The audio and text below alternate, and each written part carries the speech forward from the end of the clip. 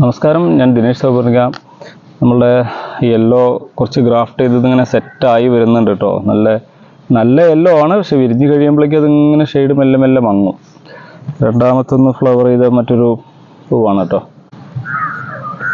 ഇന്നിപ്പോൾ കാണിക്കുന്നത് ഒരു അഡീനിയാണ് കേട്ടോ. ഇത് കവറിൽ നട്ടിട്ട് വെള്ളം ഒഴിക്കാതെ, തീരെ വെള്ളം കിട്ടാതെ നവംബർ മുതൽ ഇരുന്ന് ഉണങ്ങിപ്പോയതാണ്. എന്നിട്ട് ഇവിടെ മാത്രം ഒരു പച്ചപ്പ് ഭാഗമുണ്ട്. എത്ര സ്ഥലം പച്ചപ്പുണ്ട്, രക്ഷപ്പെടും.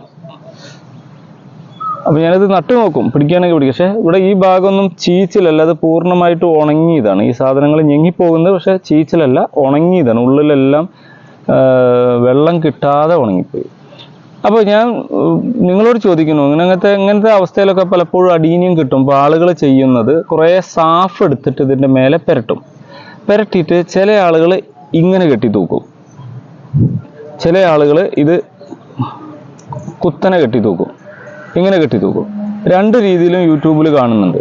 ഇതിലേതാണ് ഈ അഡീനിയത്തെ ശരിയാക്കി എടുക്കാൻ പറ്റിയത് എന്നുള്ളത് നിങ്ങളുടെ അഭിപ്രായം രേഖപ്പെടുത്തുക കേട്ടോ. അഡീനിയം പറിച്ചെടുത്ത് ഇങ്ങനെ കുത്തനെ കെട്ടി തൂക്കണോ, അതായത് വേരുഭാഗം മേലേക്ക് ആക്കണോ, വേരുഭാഗം താഴേക്കാക്കി കെട്ടി തൂക്കണമെന്ന് ഇതിൻ്റെ അർത്ഥം എന്താണ്? അല്ലെങ്കിൽ ഇതിനെക്കുറിച്ചുള്ള കമൻറ്റുകൾ നിങ്ങൾ വേഗം രേഖപ്പെടുത്തുക.